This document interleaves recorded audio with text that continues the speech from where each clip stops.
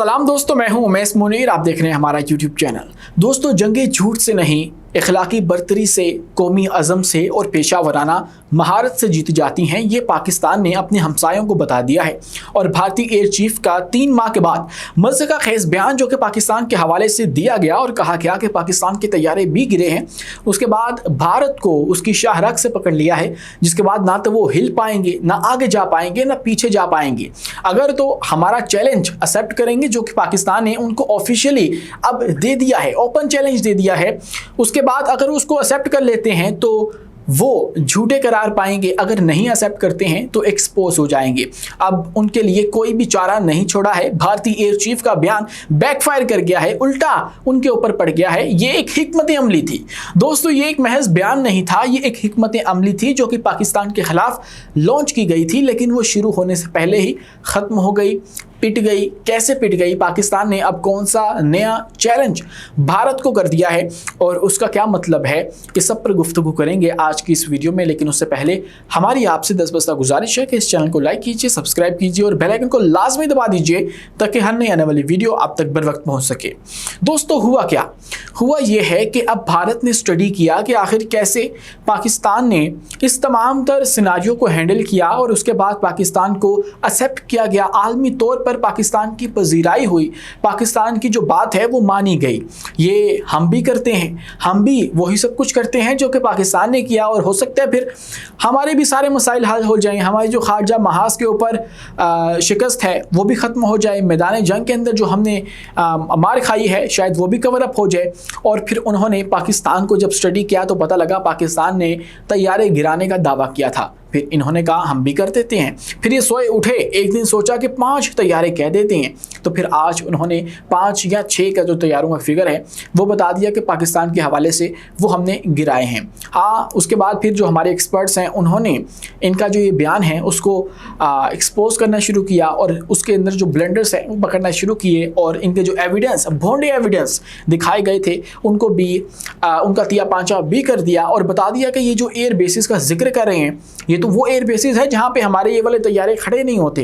ये सब कुछ हो रहा था, ये टेक्निकल मामलात हैं, इनको साइड पे रख दीजिए। लेकिन उसके बाद जो इनके ताबूत के अंदर आखिरी कील ठोका है वो हमारे वज़ीर दिफा ख्वाजा आसिफ ने ठोका है।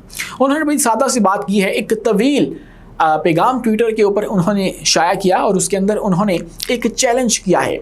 और चैलेंज ये किया है कि अगर आप लोग कहते हो कि आप लोग सच बोल रहे हो, हम लोग कहते हैं कि हम लोग सच बोल रहे हो, बात सच्चाई पे आकर रुकती है, तो क्यों ना हम लोग एक काम करें। हम ये क्या करते हैं कि दोनों साइड की जो इन्वेंट्रीज हैं वो खोल देते हैं, तैयारों की गिनती करवा लेते हैं और फिर पता लग जाएगा कि किसके कौन से तैयारे गिरे हैं, किसके पास कौन से तैयारे अभी भी खड़े हैं। माजी में भी ऐसा ही हुआ था, पाकिस्तान के ऊपर इल्ज़ाम लगाया गया कि हमारे तैयारे गिरा दिए हैं, भारत ने F-16 को गिरा दिया क्या है, लेकिन फिर पाकिस्तान ने उन तैयारों को दुनिया के सामने रख के इनको एक्सपोज कर दिया। एक बार फिर से इनका जो इल्ज़ाम है ये हमें वो नंबर्स दें, हमें बताएं कि इस स्क्वाड्रन के आपके ये तैयारे जो हैं वो गिरे हैं, तो हम वो भी दुनिया के सामने रख देंगे और उसके बाद फिर हम जो हैं वो हम आपको बताएंगे कि इस नंबर के, इस स्क्वाड्रन के ये राफेल जो हैं वो हमने गिराए हैं, वो आप लोग दिखा दीजिए। तो फिर दूध का दूध पानी का पानी हो जाएगा और सारा मामला जो है वो हल हो जाएगा। इसमें कोई मुश्किल बात नहीं है। मुझे नहीं लगता कि इससे बढ़ के हम लोग जो है वो कुछ ऑफर कर सकते हैं। पाकिस्तान ने हमेशा ऐसे ही किया। पाकिस्तान ने आपको ऑफर की कि कोई तीसरी पार्टी को ले आओ, आकर पहलगाम वाक़े की इन्वेस्टिगेशन करवा लो और अगर पाकिस्तान से हुआ है तो हम आपके देनदार हैं, हम लोग आपके मुजरम हैं, हमें सज़ा दी जाए। लेकिन अगर नहीं हुआ है तो फिर अपना जो हल है वो भी बता दिया जाए। आज फिर पाकिस्तान यही कह रहा है कि अगर तो हमारे तैयारे गिरे हैं, टेक्निकल इन्फॉर्मेशन में हम अभी नहीं जा रहे हैं, आल्दो उसके अंदर भी बहुत सी जो आप यूँ कह लीजिए कि झोल हैं वो पाए जा रहे हैं, लेकिन अभी जो ये बयान है उसके ऊपर ही अगर हम बात करें तो आप लोग ये काम कर लें, सादा सा काम है, सब कुछ जो है वो क्लियर हो जाएगा। आपका सच है या हमारा सच है वो भी सामने हो जाएगा। और आज जो इनके भारतीय एयर चीफ हैं उनकी बॉडी लैंग्वेज वो कुछ और ही बता रही थी। हमारे जो AVM ने आकर ये ऐलान किया था कि 60 हमने ये वाला नंबर जो है वो अचीव किया है, तो उनकी बॉडी लैंग्वेज आप कंपेयर कर लीजिए कि इन दोनों के माबैन क्या फ़र्क है। जो बॉडी लैंग्वेज को रीड करने वाले लोग हैं वो आपको बता देंगे कि इन दोनों के माबैन एक लैक ऑफ कॉन्फिडेंस था।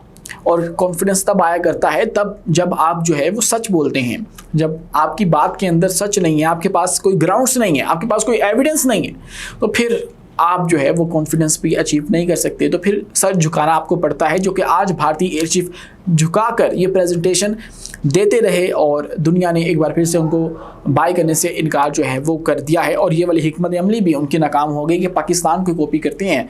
जिस तरह पाकिस्तान ने नंबर 1 बताया था उसको ऊपर नीचे कर देते हैं और दुनिया हमें भी एक्सेप्ट कर लेगी, लेकिन ऐसा हो नहीं सका है। पाकिस्तान को कॉपी करना ये वाली जो स्ट्रेटजी थी वो भी नाकाम हो चुकी है। पाकिस्तान ने एक बयान से ही इनके तमाम तर प्रोपेगेंडे को धबरदूस कर दिया है। दोस्तों इसी के साथ हो ये रहा है कि इस खित्ते के अंदर कुछ अहम तरीन तब्दीलियां हुई हैं। उनके ऊपर अगर हम बात करें तो अमेरिका से भारत को खुदा हाफिज़ कहा जा रहा है और फाइनली आखिरी खुदा हाफिज़ के ऊपर भी बात आ चुकी है और तजारती जो मामलात हैं वो तो कट ऑफ कर ही दिए गए थे और भारत की जो मईशत है उसका जनाजा निकाला जा रहा था। अमेरिका की जानिब से दबाव इतना आ चुका है कि उनके ताजर अब देख रहे हैं कि हम जाएं तो जाएं कहाँ पे, हम कौन सी मार्केट्स को जो है वो एक्सप्लोर करना शुरू करें। आज अमेरिका ने हमें इनकार किया है, कल को रशिया के साथ हम ट्रेड शुरू कर देते हैं, फिर अमेरिका के साथ ताल्लुकात इस्तवार हो जाते हैं, कल को दोबारा अमेरिका जो है वो मामला ख़राब कर देगा। तो एक गैर यकीनी सूरत हाल जो है वो बन चुकी है, खासकर टैरिफ्स के बाद।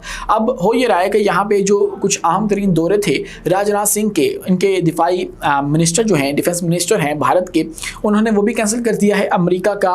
उसके अंदर फिर 2 डील्स होनी थी वो भी कैंसिल हो चुकी हैं। असला इन्होंने जो भारत से ख़रीदना, अमेरिका से ख़रीदना था वो भी अब रुक चुका है, उससे भी ये महरूम हो चुके हैं। गैर यकीनी सूरत हाल है, इनकी मार्केट्स हिल चुकी हैं। तो ऐसे में इनकी ताजर बरादरी जो है उसको बहुत ज़्यादा नुकसान उठाना पड़ा है कि आखिर हम जाएं तो जाएं कहाँ पे, इन्वेस्ट करें तो करें कहाँ पे। क्योंकि जब अमेरिका किसी मुल्क के हवाले से एक रेड फ्लैग आपको शो कर देता है तो फिर उस मुल्क के अंदर इन्वेस्ट करना इन्वेस्टर की मौत होती है।